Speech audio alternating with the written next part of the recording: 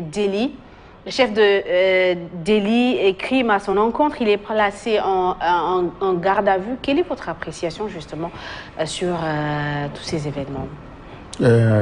Merci beaucoup. Donc, comme vous souhaitez au peuple sénégalais une bonne année, une année de paix, de bonheur et surtout de prospérité, de paix et de prospérité. L'analyse que je fais de la situation est tout simplement catastrophique. Nous vivons une catastrophe démocratique, un déclin de notre démocratie, les jours sombres de notre démocratie. Je pense que de l'histoire politique du Sénégal, rarement nous avons vécu des périodes aussi troubles. Faite d'imprévisibilité, faite de tâtonnement, faite d'angoisse. Je pense qu'il n'y a pas que le monde politique qui est consterné, mais c'est presque tous les Sénégalais, le peuple sénégalais. Il y a eu un blocus, et nous l'avons tous constaté, avec un abus, l'utilisation d'une force, un blocus qui ne reposait sur ni décision administrative, ni décision de justice. C'était vraiment du dia et dolé. Et pour 55 jours, c'était quand même abusé. On a levé le blocus sans aucune explication, même par respect au Sénégalais. Le gouvernement a parlé de la fin des appels à l'insurrection d'Ousmane Sonko. Oui, et on a vu plus de risques, selon eux, de troubles à l'ordre public. Oui, c'est l'explication qu'il donnait.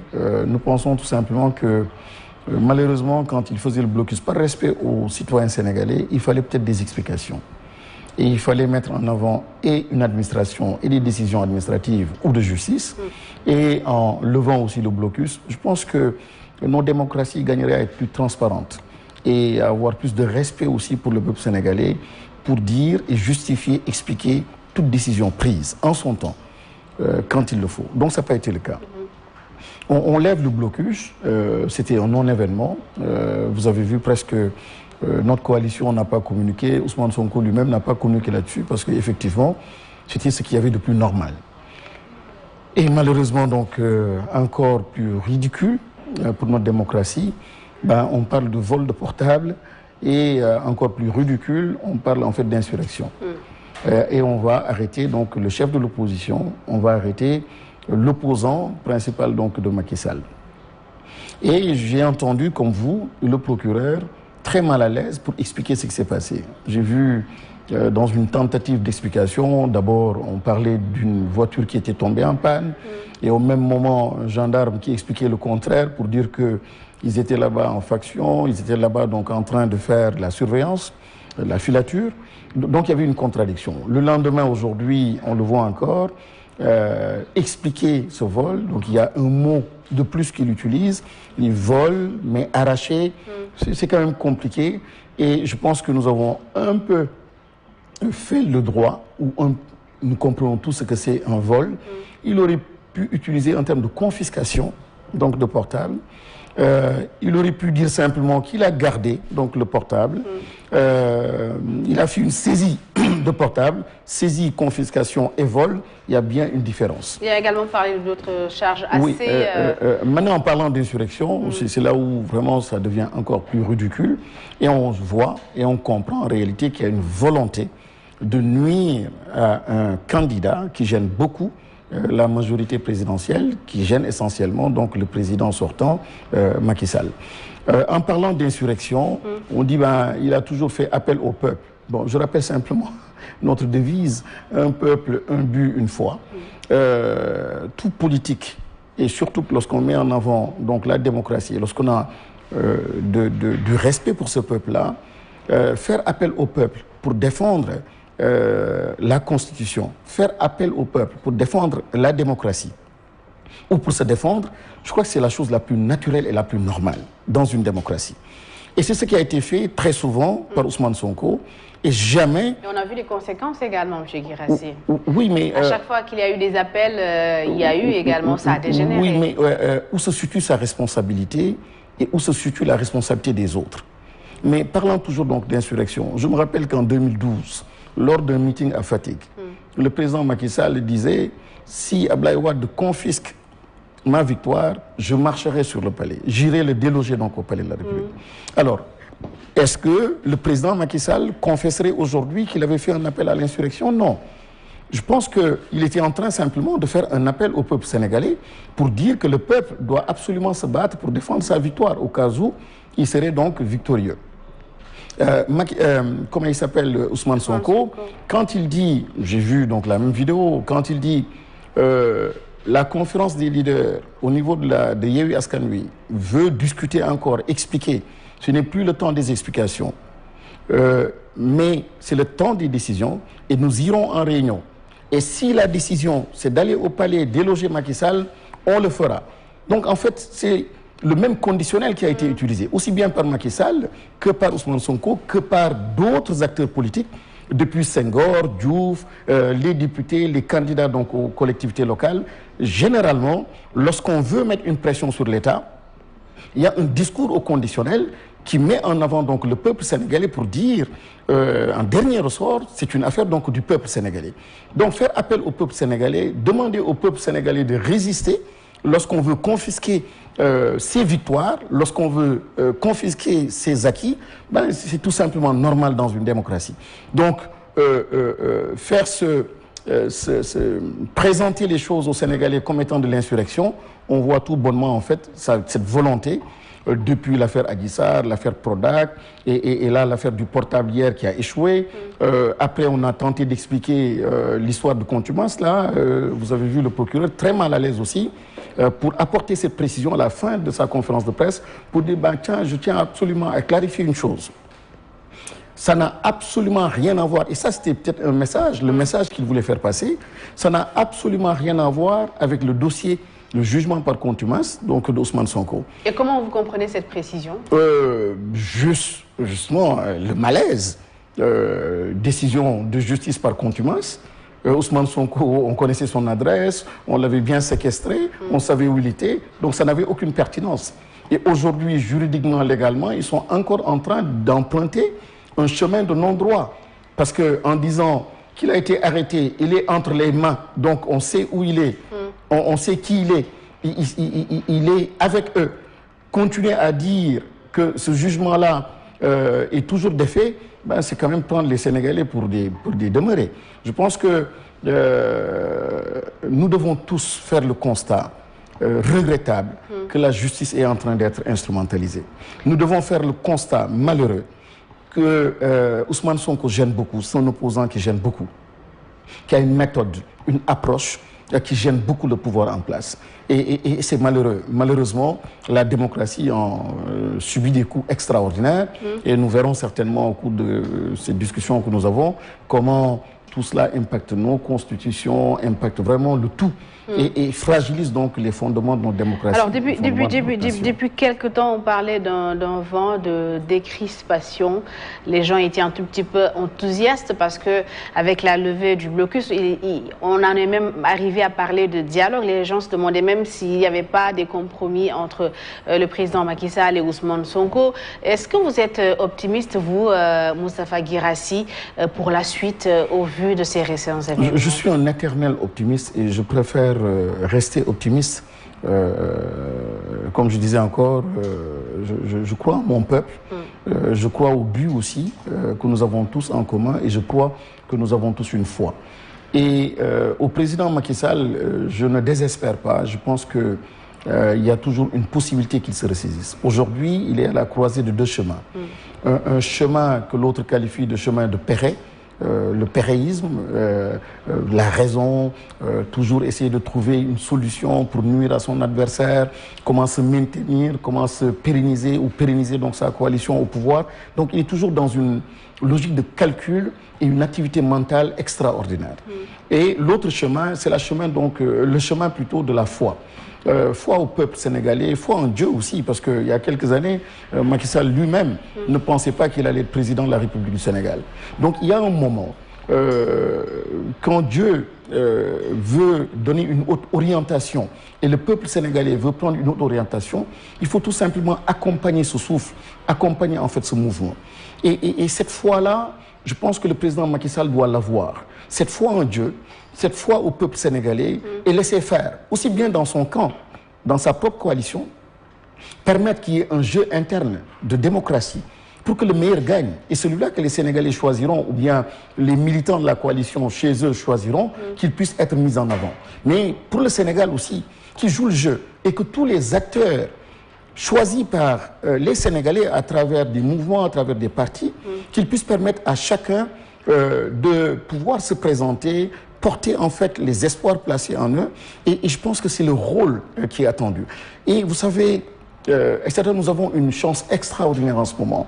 En 2019, je le disais, lorsqu'on a déclaré Macky Sall vainqueur de l'élection présidentielle, j'avais fait une sortie justement dans l'Obs où je disais Macky devait absolument se déterminer par rapport à la troisième candidature, au troisième mandat.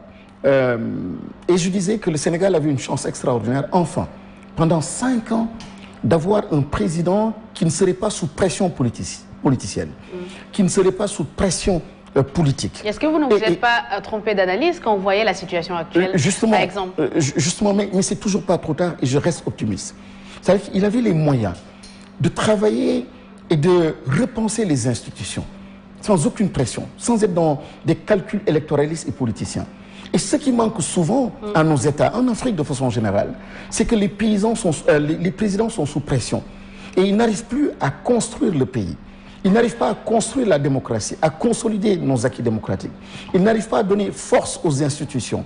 Et là, il avait une chance extraordinaire. Malheureusement, un calcul en disant si je dis tout de suite que je ne suis pas candidat, je n'y crois pas, je pense que réellement il y avait une volonté de se présenter, mais peu importe.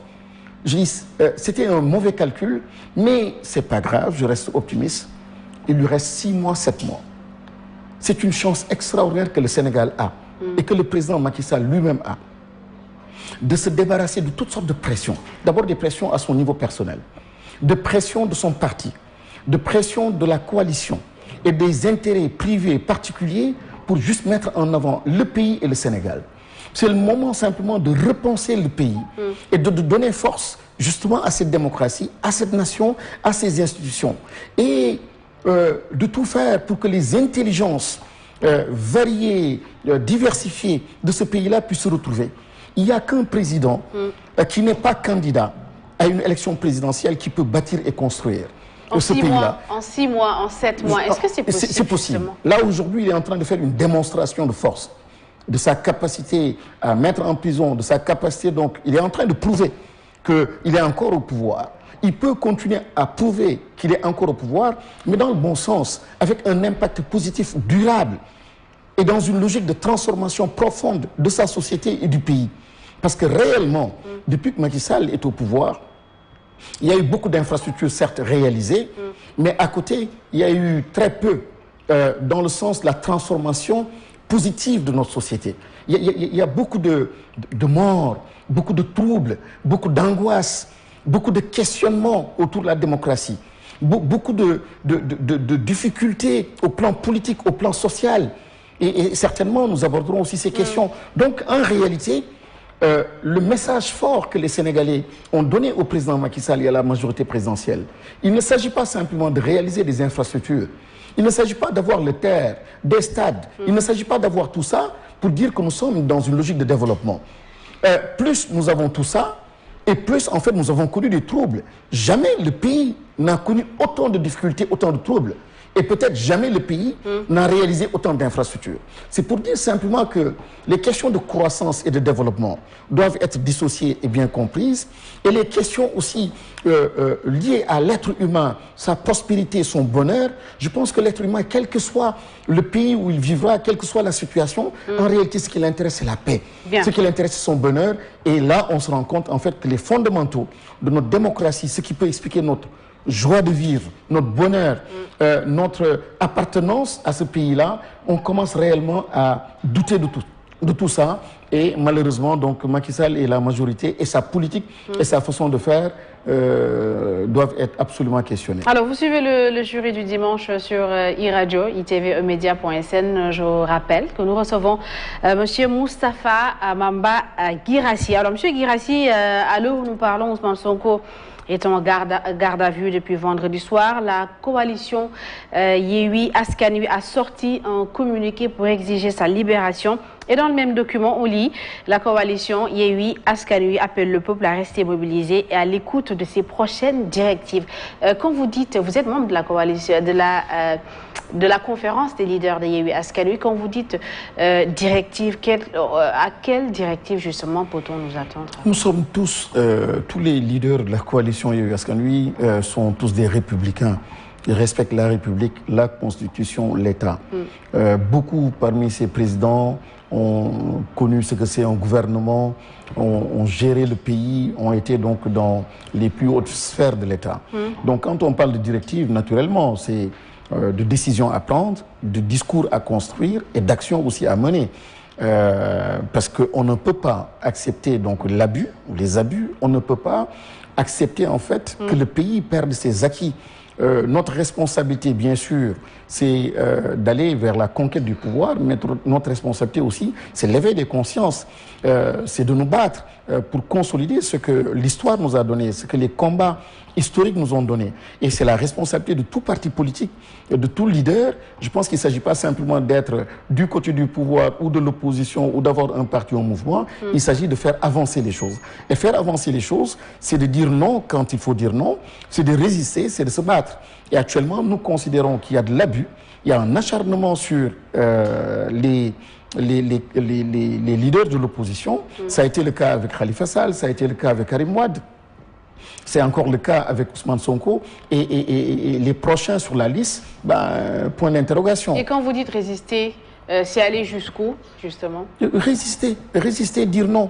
S'il faut manifester, il faut le faire. S'il faut porter des brassards rouges, il faut le faire. S'il faut aller demander faire du sitting, il faut le faire. Si on nous prive notre droit de le faire, il faut résister. Maintenant, en résistant certainement, on viendra vous prendre pour vous mettre en prison, etc. Mais ça, c'est autre chose. Mais je pense que la dignité du Sénégalais, du patriote sénégalais, c'est de dire non quand il faut dire non.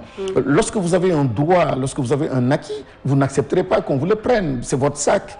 Vous n'accepterez pas que quelqu'un puisse vous arracher votre sac. Vous allez quand même résister. Maintenant, il sera peut-être plus fort.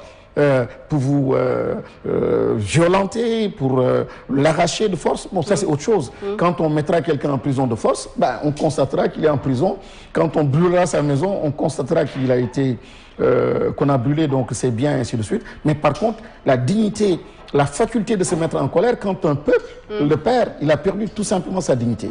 Donc encore une fois, il s'agira de parler, de faire des points de presse, des conférences. Il s'agira de dire aux militants de ne pas accepter donc les abus et puis en conformité aussi avec la Constitution. Je pense qu'encore une fois, c'est des sachants qui sont dans cette coalition. Il y a des juristes, il y a des avocats, il y a des hommes d'État et ils vont s'expliquer et expliquer, comme ils le font depuis longtemps, aux Sénégalais en fait, les abus pour que tout le monde comprenne. Et s'il faut internationaliser le combat aussi, il faudra le faire, comme ça a été le cas il n'y a pas longtemps aussi. Donc ça a été le cas il n'y a pas longtemps, il n'y a pas eu de résultats. Ah si, il y a eu des résultats. Lorsqu'on a parlé de ces pays, vous avez vu en fait, le premier résultat c'est d'abord l'éveil des consciences. Le premier résultat, et ça c'est important dans une démocratie, et le président Macky Sall et tout autre président devrait permettre cela. Comme disait Ampateba, la beauté d'une tapisserie sont les couleurs, la variété des couleurs. Et la beauté d'une nation, c'est la diversité aussi, des points de vue, des intelligences. Et quand on veut gouverner dans des situations très complexes, au niveau international comme au niveau national, il faut savoir être à l'écoute. Même quand on a une position, il faut savoir écouter les autres. Ces syndicats, les partis de l'opposition. Et quand on va jusqu'à parler du statut du chef de l'opposition, c'est pour simplement amener le chef d'un État ou le chef de l'État à intégrer en fait toutes ces contradictions, toute cette complexité. Et c'est à ce niveau-là justement que la décision doit être prise.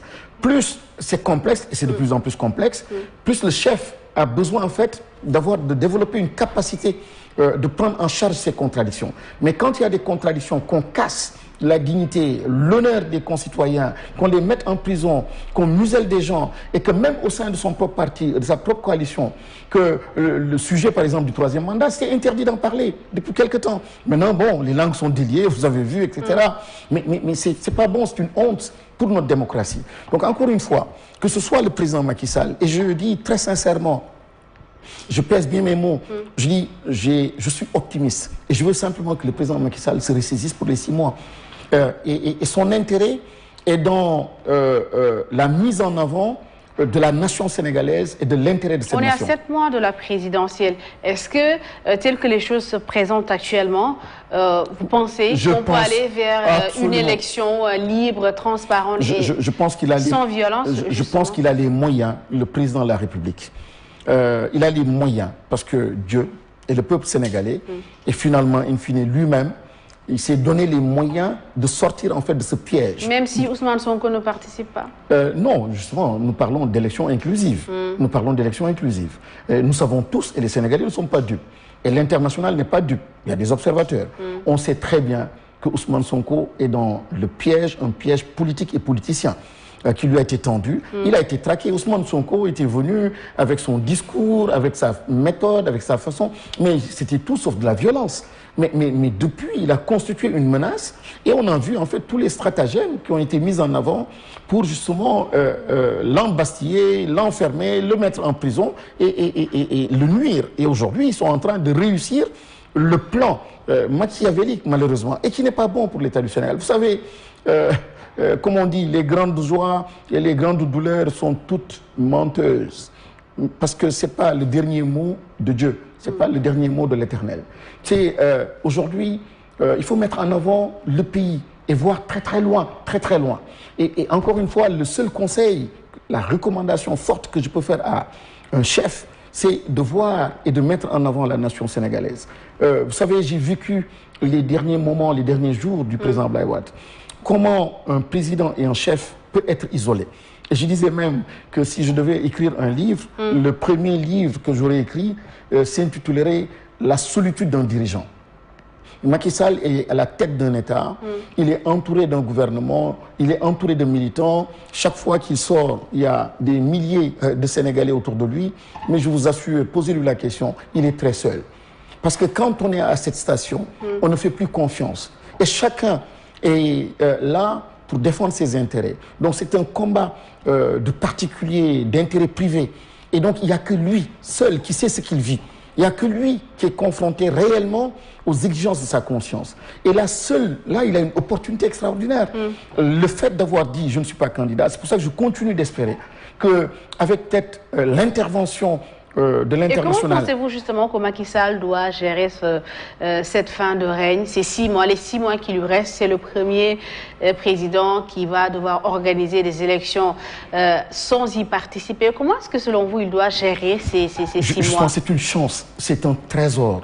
Et nous avons là le Sénégal, et franchement je ne parle pas en tant qu'opposant, partisan, etc. Je parle sincèrement, parce que je suis un républicain. Je dis le Sénégal vient de ramasser de l'or, vient de trouver son pétrole, son gisement le plus extraordinaire pour bâtir cette nation. Enfin, le Sénégal, depuis les indépendances, vient d'avoir un président qui n'est pas sous pression et qui ne devrait pas être sous pression politicienne, ni de son parti, ni de sa coalition. Donc, la réponse à votre question, c'est que le président assume sa liberté. Assume sa liberté, soit généreux, regarde pas derrière, mais devant, pour construire cette nation, organiser des élections apaisé, qui parle donc à tous les candidats. C'est lui le chef. Que Macky Sall vienne moi me rendre visite. C'est lui le chef, il a appelé au dialogue. La coalition dont vous faites partie a rejeté cet appel au dialogue. Oui. Est-ce que c'est lui reconnaître son statut de chef? C'est lui reconnaître son statut de chef. Comme je disais tout à l'heure, le chef doit juste comprendre et accepter les diversités. Et comme quelqu'un qui lui dit non, parce que je ne suis pas d'accord dans l'approche. L'approche ne nous agréait pas. N'agréez pas en fait à Yewwi Askan Wi et n'agréez pas à bon nombre de partis. Qu'est-ce qui vous dérangeait dans Ce qui nous dérange, on l'a vu. Vous savez, le Sénégal avait, à travers justement ce dialogue-là, il y a certains qui ont cru. Et beaucoup de Sénégalais y avaient cru. Dont des membres de Yewwi Askan Wi. Non, beaucoup de Sénégalais avaient cru à ce dialogue et beaucoup de partis politiques ou de chefs de bonne foi sont partis. Et ils espéraient en fait qu'en allant là, on établirait, on signerait en fait un nouveau contrat social. Parce que, comme je disais tout à l'heure, le pays a été un peu trop fragmenté.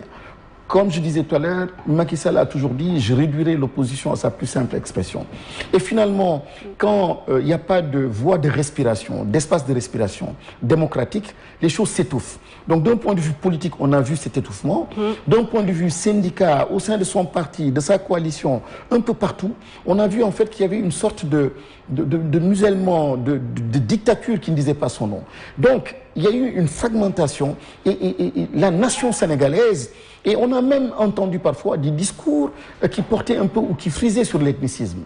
Et tout cela était un peu dangereux. Donc, en faisant appel au dialogue, si certains disaient non, d'autres sont allés avec conviction, avec foi, avec sincérité. Mais on se rend compte, in fine, ce qu'il amène à l'Assemblée nationale, que ceux qui n'étaient pas partis avaient bien raison. Parce que finalement, ce n'était pas un dialogue national, c'est un dialogue politique. Donc toutes les questions qui étaient débattues, quand on discutait des termes, non, ce n'est pas un dialogue politique, c'est un dialogue national. Pourquoi c'est un dialogue national? Parce qu'on ne parlera pas que d'élections, on parlera de sécurité. Oui, mais il y avait des commissions, il y avait une commission... Oui, mais justement, mais aller à l'Assemblée aujourd'hui, de quoi on débat? On est juste en train de débattre d'élections, de parrainage, on est en train de débattre de CRI, on est en train de débattre justement de ceux-là qui ont le droit de vote ou d'éligibilité, etc. Donc, on se rend compte en fait qu'on s'est servi d'une plateforme qui s'appelait Dialogue, et on lui a donné donc même le qualificatif national, pour justement légitimer et aller dans le sens d'une inflation révisionniste, toucher encore ce qui fait ce qui nous lie, c'est-à-dire notre constitution. Donc ce dialogue-là, en réalité, a été fait contre le peuple. On s'est appuyé sur cette plateforme donc du dialogue. Mais il a quand même permis de trouver un consensus sur la modification de certains articles à polémique, comme l'article L28.3 du Code électoral, l'article L29, la révision de la CRI, oui, franchement, remplacée par... Vous êtes journaliste, et franchement, vous me donnez l'occasion de lancer un appel aux journalistes et à l'opinion nationale de façon générale. Il faudrait que nous tous, nous apprenions à réfléchir en dehors de la boîte. Macky Sall a cette force extraordinaire. Il claque des doigts, il parle de dialogue, tout le monde oublie le passé, toute l'histoire, tout ce qui s'est passé, et vous ne parlez que de ce dialogue. Et on oublie de faire des analyses, on oublie de comparer les choses au passé, etc. On ne parle que de dialogue. Ah, c'est une bonne chose, etc. On oublie. Et après, on sort de ce dialogue, on nous parle donc de ces 3 points à modifier, les projets de loi. Et mais c'est des projets qui devraient permettre, qui permettront normalement à certains grands membres de l'opposition comme Khalifa Ababacar Sall et Karim Meïssa Wade de retrouver leur éligibilité. Ça faisait partie des combats de la coalition Yewwi Askan Wi. Le combat, mais là vous avez parlé de dialogue. Et il ne faut pas que les Sénégalais soient amnésiques. On parle de dialogue parce que le Sénégalais, c'est vrai, l'élection l'intéresse, mais il a faim. Le Sénégalais, il veut aussi envoyer ses enfants à l'école. Les universités ont des problèmes. Il y a des questions d'énergie, il y a d'autres questions. Et il y a des questions de sécurité. Autour de nous, ça bouge. Donc, on espérait aussi que de grandes questions et de grandes décisions sortiraient en fait de ce dialogue. Et quand, in fine, on voit que l'urgence, et on utilise le terme urgence pour mettre en avant juste quelques décisions qui vont concerner quelques individus, et tout le reste, on n'en parle plus, je dis j'ai mal, parce que ce n'est pas ce que j'appelle dialogue. Alors, maintenant, sur cette question-là qui était une question fondamentale, nous sommes tous battus pour Karim Wade, tous battus pour Khalifa, tous battus aussi pour Ousmane Sonko et pour tous les autres, pour que l'élection soit inclusive. Mais quand des décisions, des projets, des révisions ne sont pas impersonnels, quand on touche une constitution, comme dans tous les pays africains, un constitutionnalisme africain qui met en avant simplement une logique de pérennisation d'un système ou d'une personne, quand on confond la stabilisation d'un pays et la personnalisation donc de cette stabilisation. Quand, par exemple, on pense, et j'ai entendu beaucoup dire, que la stabilité du pays, il faut absolument que ce soit un Macky Sall, par exemple. Quand on confond, et quand on en arrive là, les modifications de la Constitution, quand elles deviennent conjoncturelles et pas structurelles, on est vraiment en train de vivre des moments dangereux. Et c'est ce qui est en train de se passer. Je suis content pour Khalifa. Je suis content pour Karim. Mais je suis mécontent et insatisfait parce que, encore une fois, c'est trop personnalisé, c'est trop ciblé. Quand on regarde un peu ce qui s'est passé... C'est-à-dire que les deux cas ont été égoïstes sur ce coup? Bon, ça n'engage que. Franchement, je voudrais relever le débat, relever aussi moi-même ma position et ma posture. Je ne veux pas personnaliser la chose en parlant de Karim ou en parlant de Khalifa. Mais très sincèrement, je parle du chef de notre pays, de notre démocratie. Et je parle de notre constitution. Et je dis que c'est regrettable que les pays africains, leur logique, la logique qu'ils ont, les rapports qu'ils ont avec la constitution, c'est extrêmement grave. Et chaque fois qu'il y a des modifications de la constitution, on est en train de semer les germes des troubles futurs. Vous savez, l'histoire de la CRI, vous vous souvenez, on a voulu, depuis Diouf et quand lui-même est arrivé au pouvoir, on a voulu instrumentaliser donc nos institutions, nos lois pour cibler une ou deux personnes, et on a vu ce que ça a donné en termes de déstabilisation. Et donc un Karim qui est out et tout un débat pollué pendant des années, simplement parce qu'on s'est trompé. Et on a politisé, on a personnalisé. Et là, nous sommes en train de continuer sur la même logique. Aujourd'hui, malheureusement, on dit oui, il y a eu un dialogue, ça a permis donc à Karim et à Khalifa, mais il faudrait que l'on voit ce que nous perdons quelque part, et il faut qu'on comprenne qu'à terme, nous avons mis dans ces modifications les germes de nos contentieux et de nos conflits futurs. Comment ça? C'est-à-dire que chaque fois qu'on modifie pour personnaliser, quelqu'un d'autre qui va venir, la première chose qu'il va faire, c'est de modifier la Constitution pour justement se protéger et puis pérenniser son système. Il faudrait donc de la hauteur, il faudrait lever des consciences, il faudrait, comme disait Ousmane Sonko justement, que le peuple comprenne ce qui se passe et résiste. Il ne faut pas qu'on touche à cette constitution. Et il y a une façon aussi de toucher à cette constitution qui est normale parce que rien n'est parfait. Donc des textes de loi, une constitution peut être modifiée dans le temps parce que la situation l'exige. Mais qu'on passe simplement par voie référendaire, que le peuple donne son point de vue. Et on sait très bien. Ça a été le cas en 2016 et on sait où ça nous a mené. La dernière révision constitutionnelle, c'était... On a confisqué. Voilà. On a confisqué le oui du peuple. Le peuple a dit oui, nous votons. Donc pour les points qui avaient été soumis, notamment par exemple un point qui m'intéressait beaucoup, le chef de l'opposition. Mais depuis lors, il n'y a jamais eu de clarification de ce débat. Parce que bon... Ça a été débattu au dialogue. Vous voyez, donc depuis de 2016 en 2023, et où est le respect pour ce peuple? Alors que si on avait tranché et réglé cette question, si on l'avait clarifié, peut-être qu'on n'aurait pas connu tous ces troubles. Parce qu'on aurait permis à notre démocratie de respirer. Et les Sénégalais, en disant oui, nous votons donc pour ce référendum, par exemple pour ce point-là, ils voulaient simplement la paix. Mais quand on confisque, et pour des questions personnelles, cette décision donc du peuple, vous voyez en fait la situation, ce qu'on peut vivre. C'est pour ça que je dis, il faudrait aller dans une logique impersonnelle et donner en fait une portée générale à ces décisions, à ces modifications, à ces révisions. Regardez par exemple l'histoire de la CRI. Quand même, ce qui s'est passé, avec tous les dégâts, il ne faut pas qu'on soit amnésique. Et un beau jour, le même patron, le même chef, il dit « je veux changer les choses ». Et il met en avant une logique d'urgence. Où est l'urgence pour cette modification, changement, donc la CRI? Où est l'urgence? Est-ce que la CRI était réellement efficace? Oui, mais même si elle n'était pas, est-ce que vous pensez que c'est dans l'urgence qu'on doit régler ce problème? Parce que la question est très sérieuse. Il s'agit de nos deniers publics. Il s'agit d'enrichissement illicite. Il s'agit de l'argent des citoyens. Est-ce que vous pensez que c'est comme ça dans la précipitation qu'on doit régler ce problème?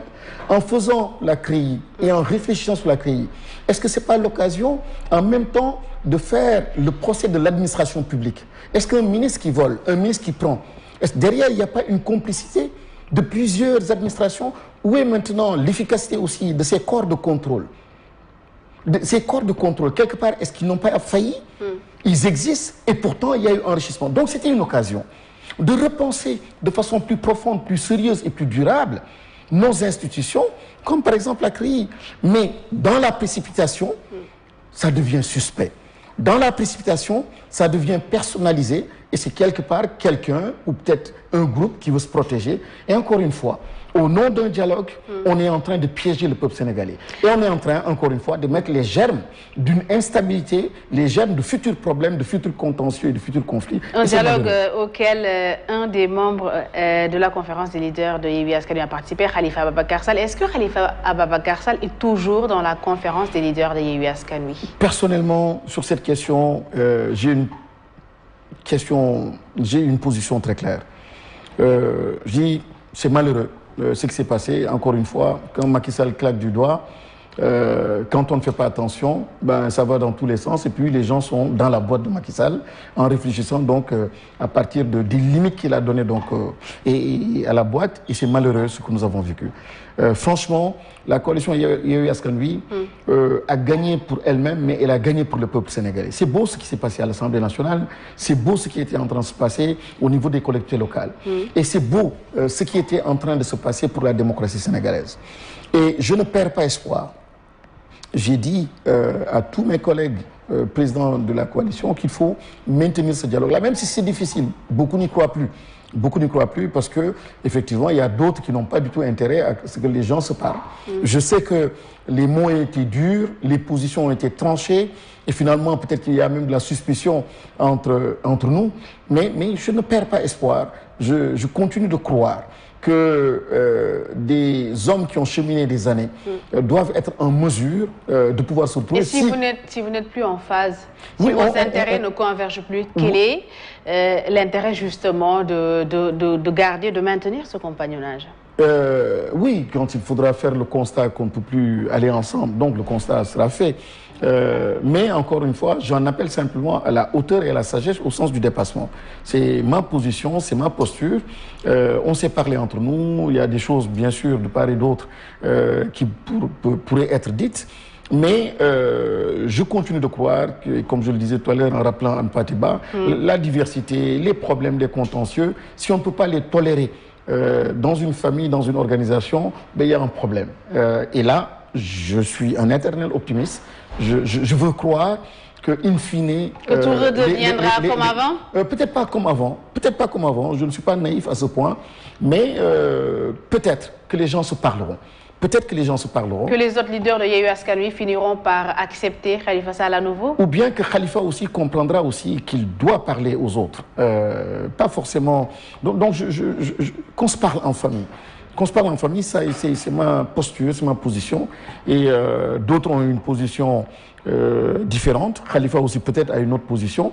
Ousmane aussi a une autre position. Mais la mienne, c'est que si Khalifa est capable de parler donc à quelqu'un qui l'a mis en prison, quelqu'un qui l'a combattu des années durant, à plus forte raison, quelqu'un avec qui il a cheminé pour avoir des victoires.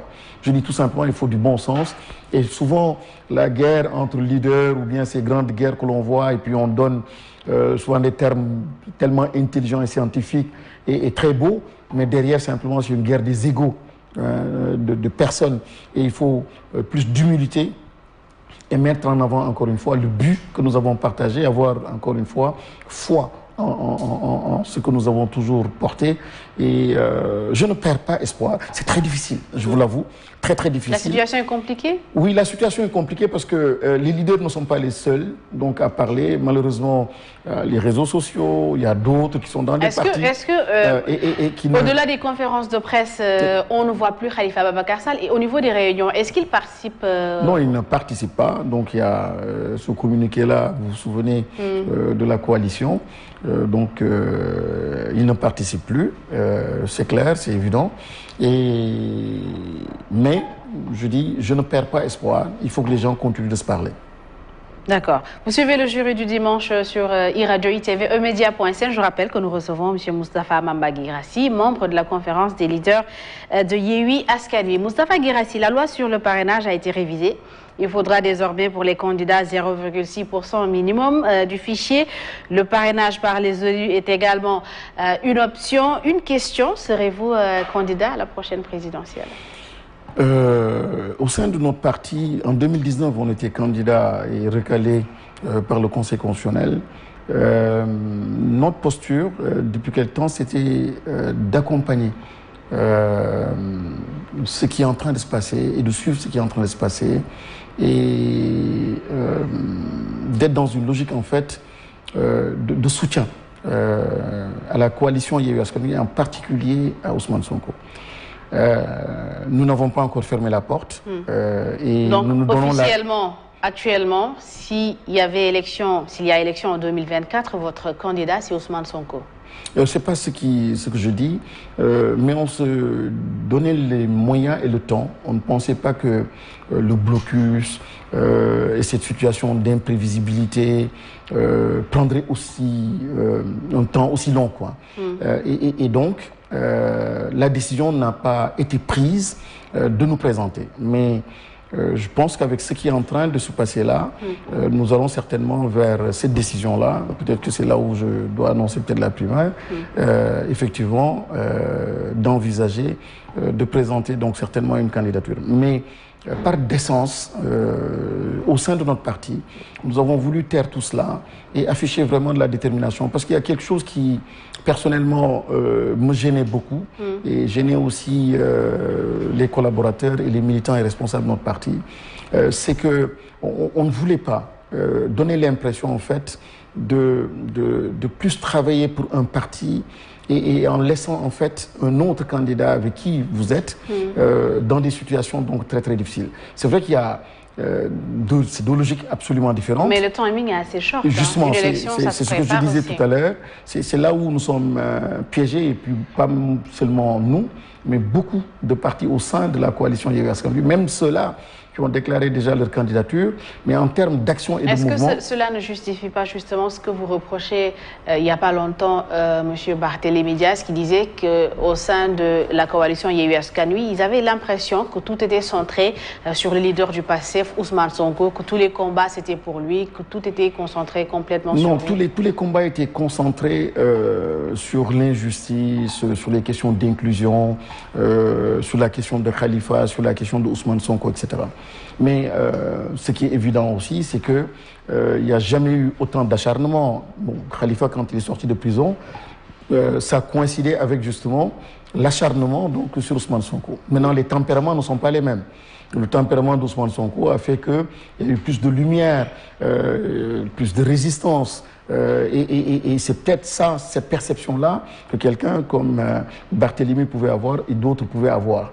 Mais en réalité, l'engagement, c'était contre l'injustice. L'engagement, c'était pour une inclusion.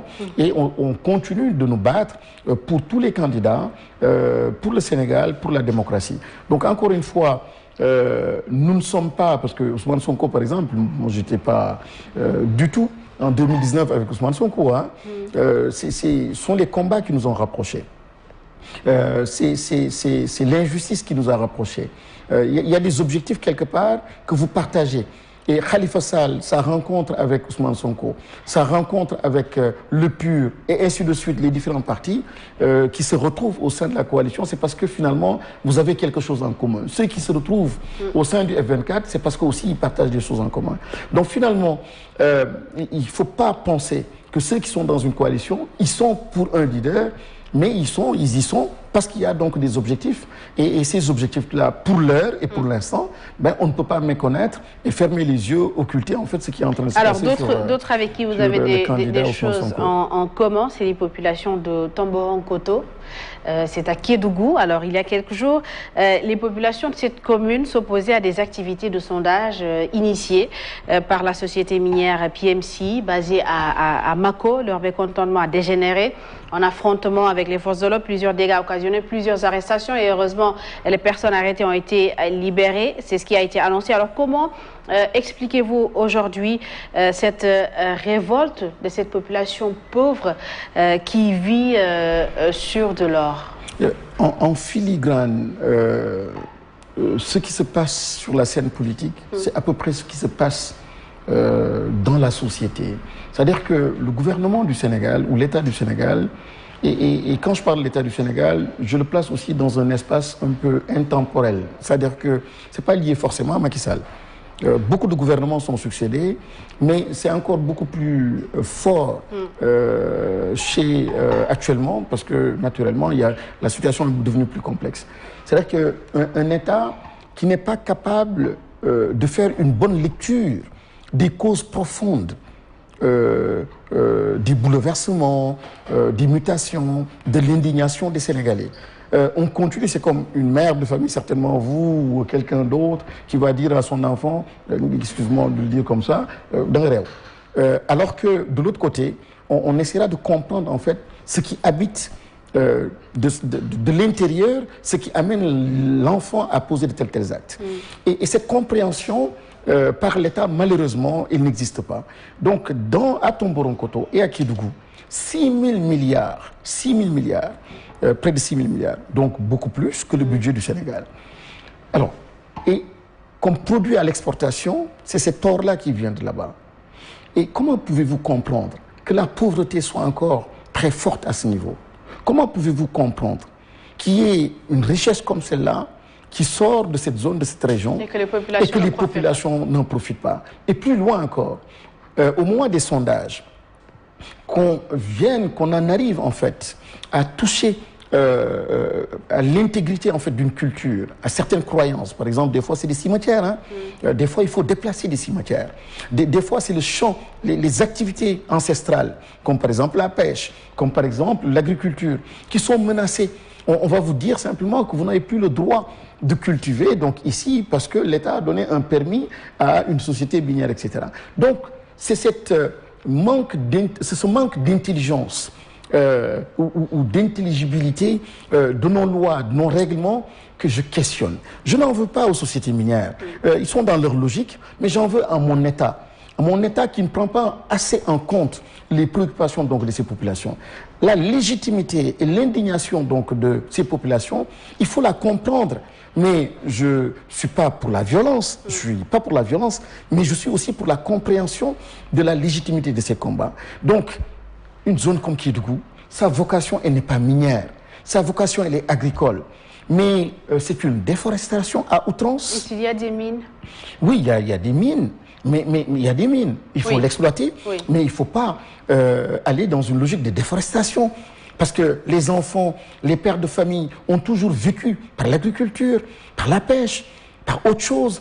C'est l'artisanat, la culture et bien sûr donc l'orpaillage.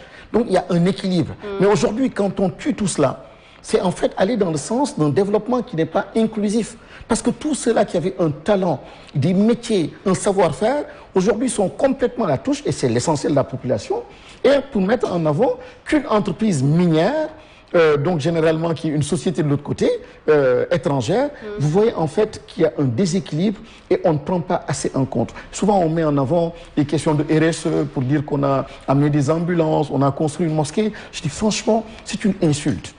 La véritable RSE, juste, voilà. la véritable RSE, oui. Si elle n'arrive pas réellement à transformer de façon durable, positive, économiquement, socialement, pour moi c'est pas la peine. Parce que c'est dépassé. C'est dépassé. Je pense que donner pour, comme on donnerait un charlatan, c'est dépassé. Il faut donner, plutôt il faut partager et rendre à César ce qui appartient à César. Lorsqu'on est dans une logique de déforestation, il faut remplacer ça. Allez par exemple du côté canadien, les zones minières sont les zones les plus vertes.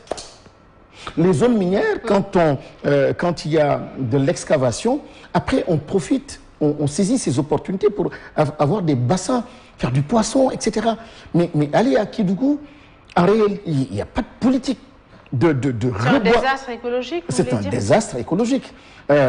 Aujourd'hui, il y a une pollution de l'air, il y a une pollution des eaux. Allez donc du côté de la Falémé. Vous avez été maire de Kédougou, oui. Je pense entre 2009 et 2014.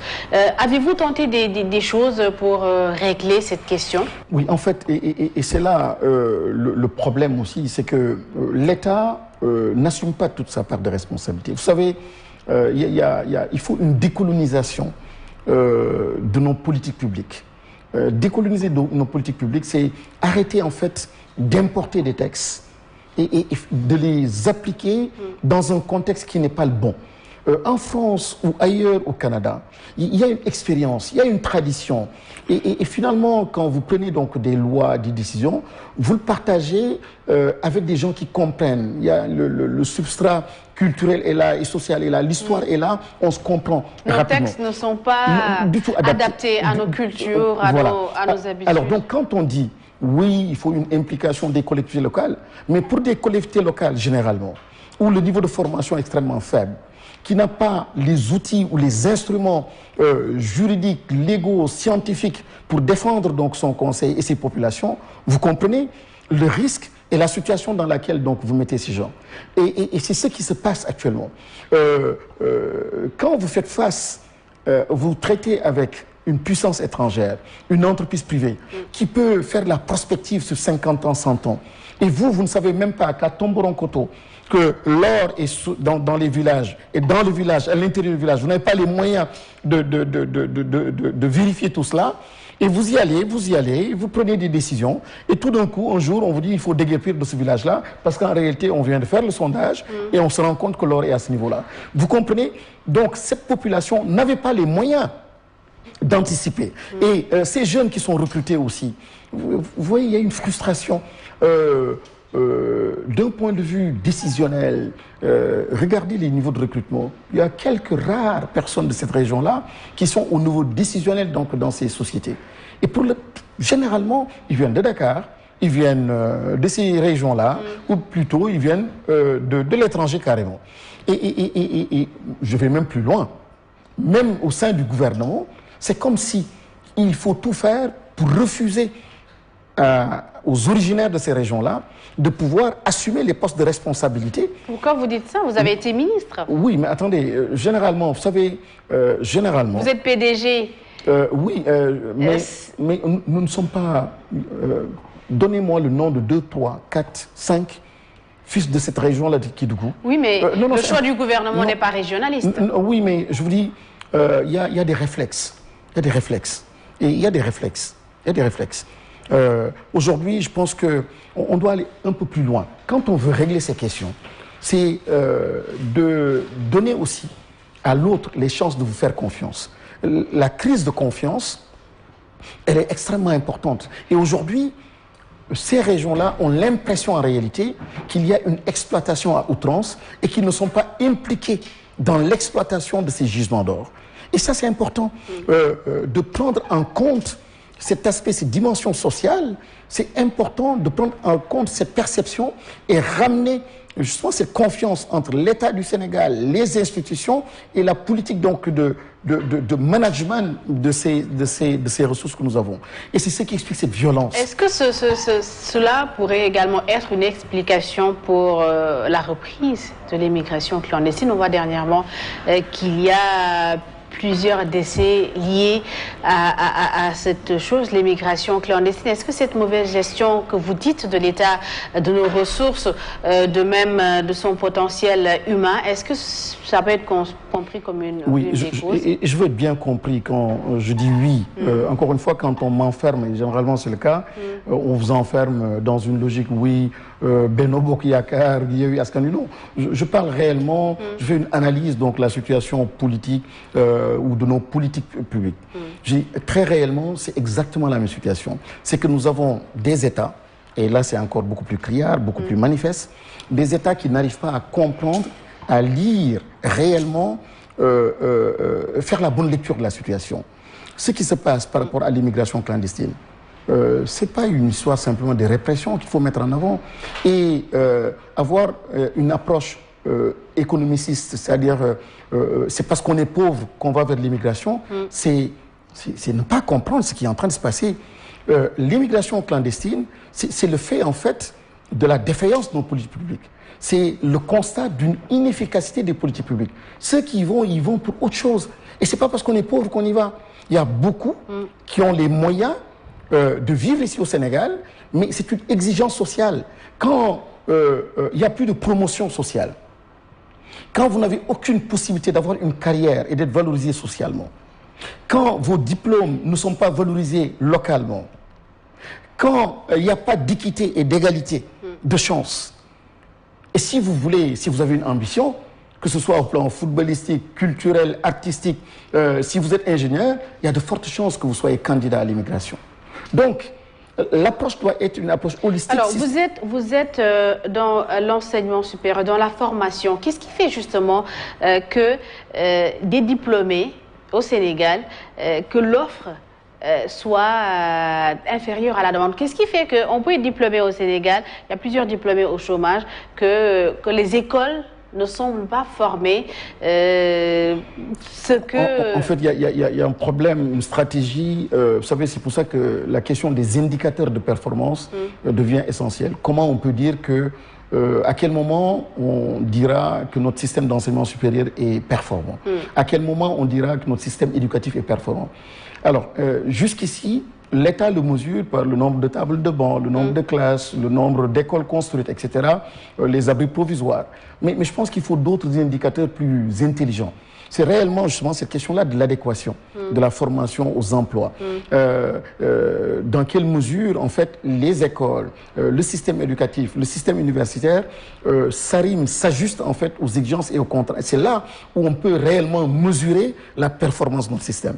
Et malheureusement, on a mis en avant une logique de scolarisation de masse pour dire ben, c'est très bien, il y a 2000 écoles construites, ainsi de suite, alors que ce n'est pas comme cela qu'il faut mesurer la chose. Donc je réponds à votre question de cette sorte-là, mais encore une fois, pour revenir à la question de l'immigration clandestine, c'est malheureusement les politiques publiques, l'inefficacité des politiques publiques qui doit être questionnée. Et on ne comprend toujours pas, et plus loin, quand on ne développe pas les terroirs, quand on n'industrialise pas les terroirs, mais que voulez-vous? Une zone comme Kédougou, on parlait de Kédougou, une zone comme Kolda, Sédhiou, la Casamance, une zone vers Louga, chacun a son terroir et chacun a une richesse, a des particularités des ressources. Lorsque on ne s'appuie pas sur ces ressources pour transformer et en s'appuyant réellement sur le terroir et ses réalités, ben forcément, il y a l'immigration clandestine. Et je termine sur aussi la capacité des leaders et des gouvernements à faire rêver.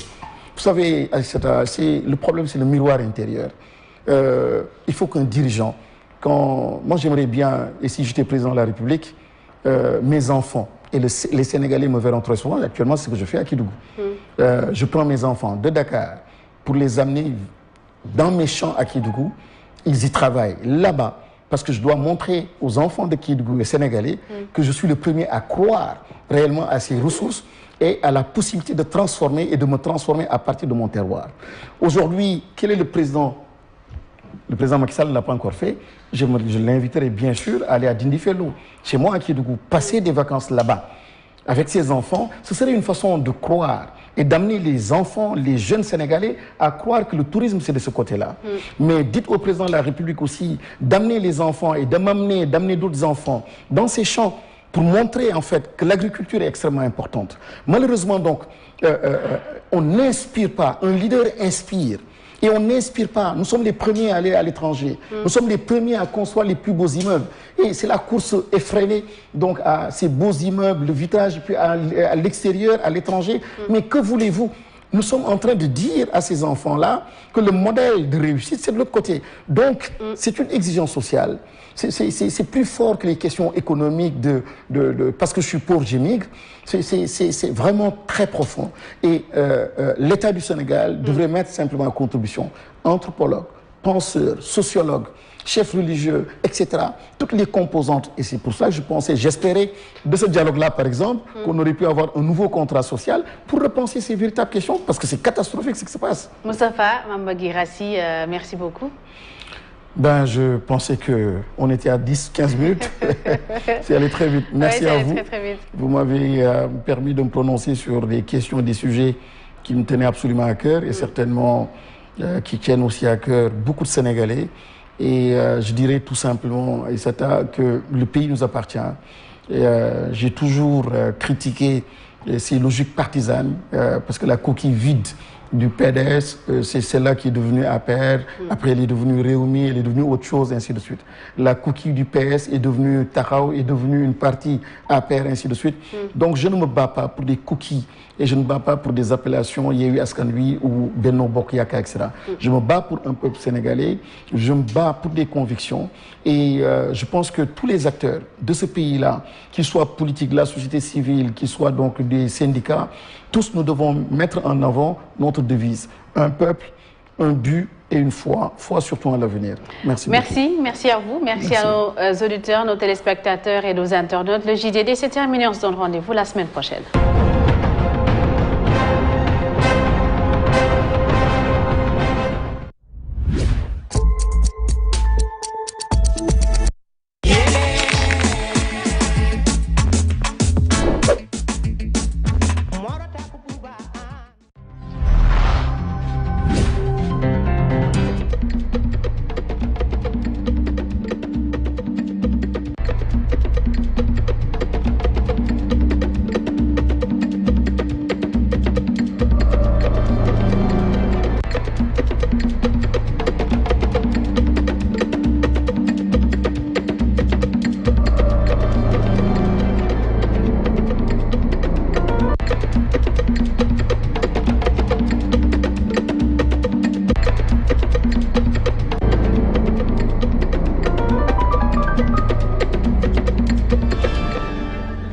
dibeer fukki fan ak ñaar ci tam xarit atum junne ñeenti téeméer ak ñeent fukk ak ñeent sa gàddaay ga mbokk yi dalee nag jàmm ci xibaar yi njolloor gi li ci gën a fës mbiri Ousmane Sonko li ci yes muy kàddu yi nga xam ne yëkkati na ko jaare ko ci lënd geek mbali jokko yi di xam ne tàmbale na ab xiifal ci dibeer ji ginnaaw bi nga xamante ni bi ay tuuma yu yes tege na ci kawam procureur de la république dafa ab ndaje ak taskati xibaar ni démb lañ koy toppee dellusiwaat na ci di ay ponk yu bëri te wuute Ousmane Sonko di woo ay ñooñam ñi nga xamante ni bi ñu ngi ci kaso yi ñu def lu ni mel maanaam xiifal dañ ciy dellusiwaat si njëlbéenu xibaar yi jamono joojee bis aftu yi tata yi tàmbalewaat nañu daw tey ji ginnaaw xaatimoo déggoogu dox diggante ñi nga xam ne ñoo di liggéeykat yi ak seen i njaatige déggoon nañu si ay ponk Mbaye Amar dina ko leeral ci biir xibaar yi dinañu daal di def ab jukki ci xët yi gën a fas ci ayu bés bi nga xamante ni bi moom la ñu daal di génn ak mboolem yëglekaay yi nekk ci biir réew mi article de la semaine ak Alaaji Malick ci sa mbokk yi lii mooy li gën a fës si biir jotaayu xibaar nees gis ñu def si faram fàcce